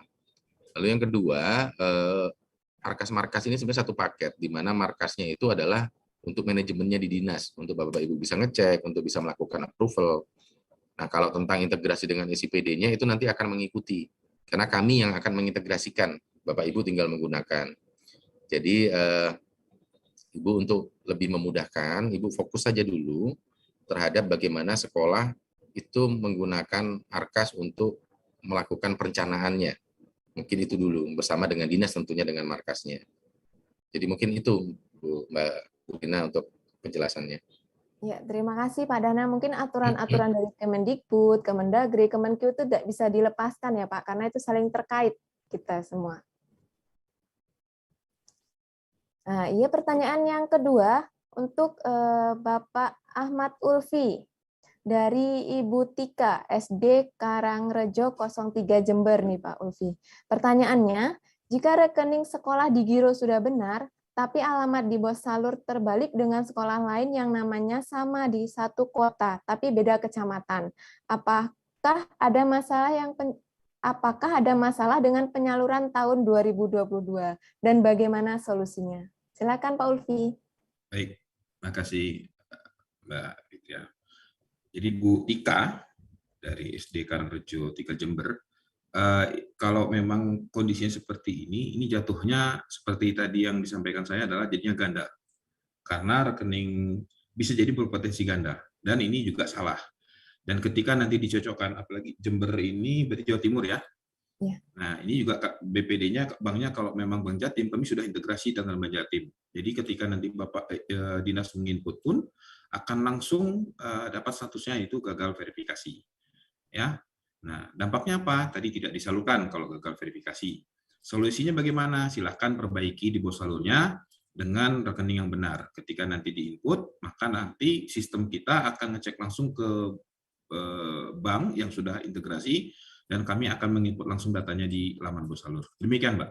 Ya, terima kasih Pak Ulfi. Berarti harus ada perbaikan dengan rekening tersebut, ya Pak? Betul. Ya, terima kasih Pak Ulfi.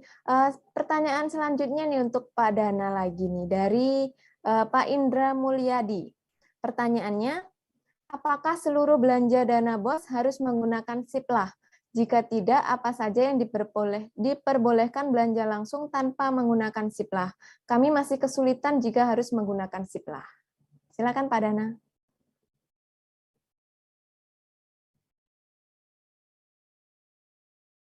Baik, terima kasih. Jadi Yang pertama mungkin kami ingin sampaikan bahwa terkait dengan peraturan pengadaan barang dan jasa di sekolah ini memang terus dilakukan perbaikan dan saat ini masih terus dilakukan pembahasan di tingkat kementerian. Jadi kalau kita bicara dari uang yang ada di sekolah, tentu itu pembelanjaannya macam-macam ya. Misalnya yang pertama urusannya dengan payroll, misalnya untuk bayar tukang kebun gitu, atau mungkin untuk tenaga-tenaga lah gitu ya. Dimana saya yakin itu tidak mungkin dibayarkan melalui Sipla. Terus mungkin untuk hal-hal yang sifatnya rutin gitu ya, saya rasa itu juga sulit ya. Misalnya Bapak Ibu ada suatu hal yang perlu dibicarakan gitu ya, terus mau beli gorengan gitu, itu rasanya juga sulit juga gitu ya. Jadi mungkin hal-hal yang terstandar, terutama yang terstandar seperti yang speknya terstandar, misalnya beli laptop, beli peralatan-peralatan elektronik dan segala macam, itu memang terus dipus melalui Sipla, harus melalui Sipla. Kecuali untuk daerah-daerah yang memang tidak memiliki akses untuk internetnya. Nah ini ke depan, ini memang masih terus dalam pembahasan. Nanti Bapak Ibu mungkin menunggu dulu. Jadi untuk sementara kami bisa menyampaikan yang tadi ya. Jadi bahwa untuk hal-hal yang memang sifatnya bukan PBJ, terus yang mungkin sifatnya rutin dan terlalu kecil dan malah tidak efisien melalui Sipla, misalnya tadi contohnya beli gorengan gitu ya, atau apalah gitu misalnya. Atau misalnya gini, misalnya Bapak Ibu tiba-tiba hari ini ketika pembelajaran ada satu bohlam putus di sekolah. Satu doang nih gitu kan. Nah tentunya itu akan lebih efisien jika Bapak Ibu lari sebentar 5 menit ke toko di sebelah misalnya, dibandingkan harus pesan di Sipla yang mungkin waktunya cukup panjang, ongkirnya cukup mahal, dan beli cuma satu gitu, untuk yang insidentil lah. Tapi untuk hal-hal yang sudah terplanning dan terstandar, itu tetap harus melalui Sipla sesuai dengan peraturan yang berlaku. Nah, ke depan akan banyak perbaikan terkait hal ini. Ini sedang dalam tahap finalisasi untuk perbaikan aturannya, mungkin belum bisa kami sampaikan sekarang. Tapi perbaikan ke depan ini akan jauh lebih jelas dan memudahkan Bapak Ibu untuk proses pengadaan yang ada di sekolah. Mungkin itu Bu Rina. Ya, terima kasih Pak Dana. Berarti boleh menggunakan di luar Sipla dengan hal-hal kecil yang mendesak mungkin ya Pak? Ya, jadi kembali ke prinsip-prinsip tadi ya. Saya yakin Bapak Ibu akan beda, pasti secara logiknya itu harus tetap digunakan gitu ya. Ketika misalnya, oh ini harusnya logiknya harus pakai Sipla, oh ini yang sesuatu yang sangat insidentil harus terjadi sekarang dan sangat penting, kalau nggak bisa dilakukan. Misalnya tadi yang simpel kayak beli gorengan itu tadilah gitu, mungkin gambaran simpelnya gitu Bu Rina. Terima kasih Pak Dana. Pertanyaan selanjutnya untuk Pak Ulfi dari Ibu Rahayu, yaitu pertanyaannya, bagaimana dengan verifikasi rekening tidak bermasalah tapi saat dibuka di dashboard info salur BOS untuk kabupaten kami SK rekening ditolak, bagaimana solusinya Pak? Silakan Pak Ulfi. Baik Mbak Rina, untuk Bu Rahayu dari Jayapura, untuk solusinya perbaiki dulu SK-nya, karena memang untuk SK itu kami periksa kaitan dengan kelengkapan, ya. Nanti tolong diperiksa supaya bisa kami gunakan sebagai dasar penetapan. Dari kasus yang Ibu ini, berarti kan sebenarnya rekeningnya sudah verifikasi, tapi katanya ditolak. Nah, dampaknya tadi yang disampaikan Mbak Dana bisa jadi satu kabupaten tidak salur.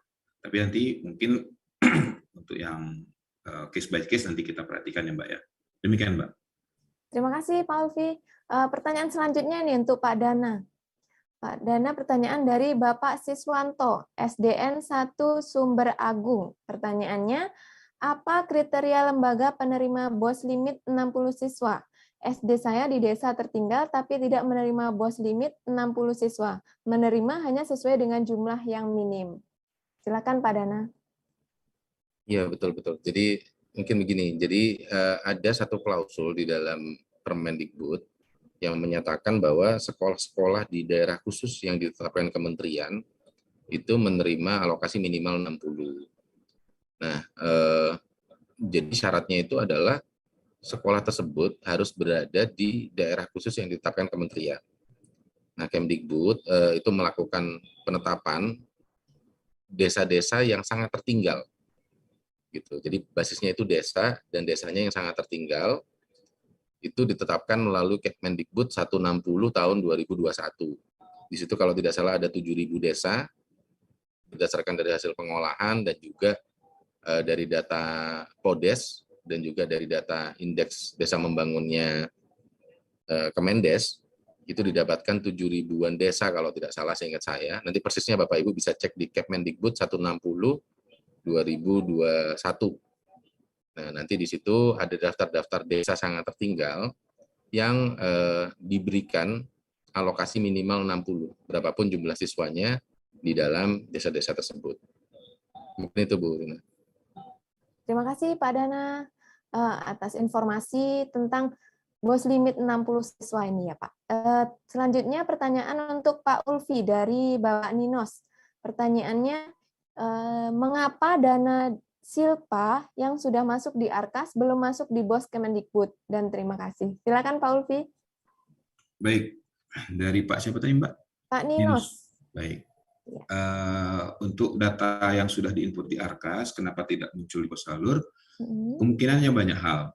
Kami saat ini sedang investigasi beberapa hal, tapi yang paling seringnya adalah di sekolah sudah menginput di Arkas, tetapi tidak melakukan sinkron. Nah, ketika tidak melakukan sinkron, maka data tersebut tidak terbawa ke Posalur, karena kami sudah integrasi dari tahun 2020 dengan Arkas. Setiap hari kami tarik data dari Arkas. Nah, jadi kalau kasus yang tadi, tolong perhatikan coba dari sekolahnya, apakah sudah pernah lakukan sinkron. Nah, kalau sudah, pastikan di Arkas, di markasnya sudah BKU-nya sudah ada.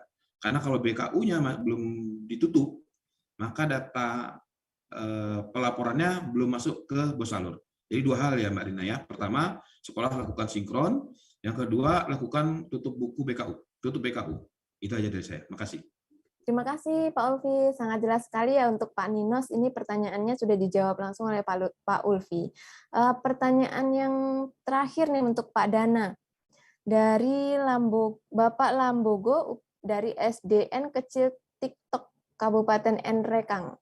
Pertanyaannya, berapa minimal dana tersisa yang akan diperhitungkan pengurangan kepada anggaran berikutnya? Silakan Pak Dana. Ya baik, jadi sebenarnya berapa minimal sisa dana itu tidak ada diatur. Jadi secara aturan garis besar berapapun sisa dana itu akan dipertimbangkan di dalam penyaluran. Nah, ini masukan yang bagus. Mungkin kami bisa diskusi juga dengan Kemenkeu ya. Apakah kalau 1.000 dihitung gitu ya, apakah kalau 5.000 dihitung gitu. Tapi secara prinsip dalam aturan yang ada saat ini tidak ada diatur berapapun sisanya untuk diperhitungkan pada penyaluran berikutnya. Nah, mungkin definisinya apakah material atau tidak gitu ya. Nah, tapi ketika bicara material, maka mungkin bisa 1% atau berapa, kami nggak tahu ya. Itu mungkin bisa kami discuss dengan Kemenkeu. Namun yang paling penting, Bapak Ibu sekarang, saya suka pertanyaan ini gitu, karena pertanyaan ini menunjukkan bahwa Bapak Ibu sudah mulai aware bahwa sisa dana itu akan diperhitungkan, dimaksimalkan saja kalau saran saya.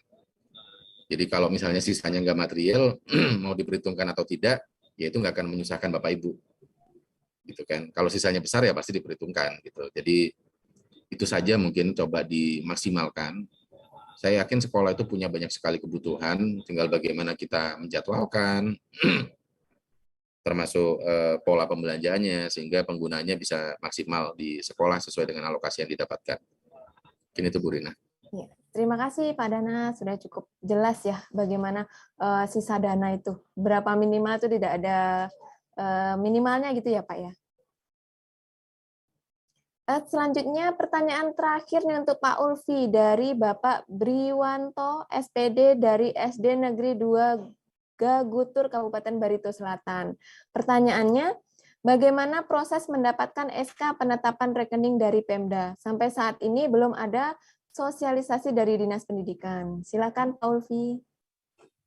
Baik, terima kasih Mbak Rina. Pak Brianto ya. Ya, Pak Untuk Brian. mendapatkan SK-nya, saya kira sekolah bisa menghubungi dinasnya. Karena yang mengeluarkan SK kan tentu Pemda.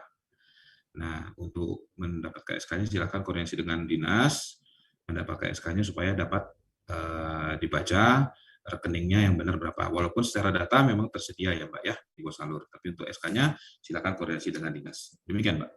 Baik, terima kasih Pak Ulfi. Jadi untuk SK, Bapak Ibu yang ada di sekolah bisa langsung memberikan ke dinas. Jadi nanti dinas yang akan mengeluarkan rekening sekolah tersebut. SK penetapan rekening tepatnya.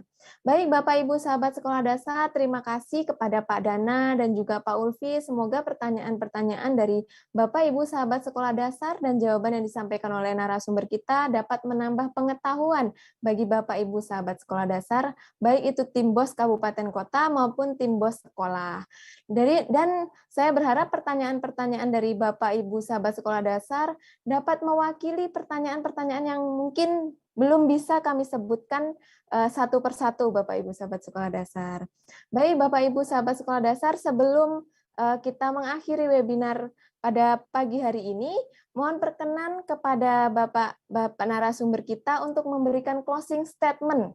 Yang pertama mungkin dari Pak Dana untuk memberikan closing statement-nya. Silakan Pak Dana.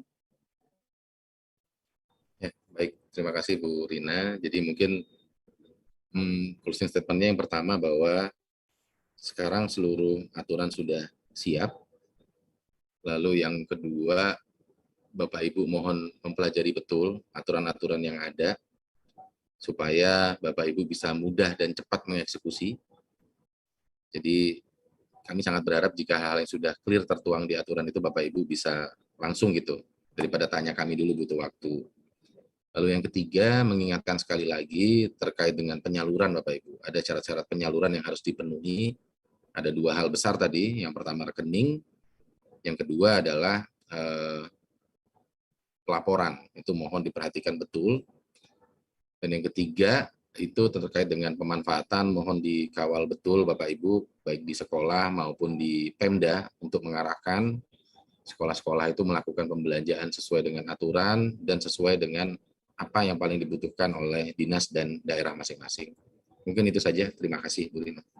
Terima kasih Pak Dana. Yang kedua, closing statement dari Bapak Ahmad Ulfi. Silakan Pak Ulfi.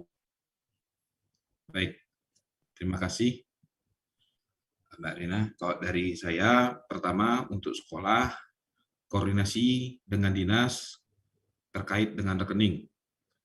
Ya, jangan datang sendiri ke bank, koordinasi dengan dinas. Yang kedua, dinas ketika nanti dalam menentukan rekening selalu koordinasi dengan bank kaitannya dengan data.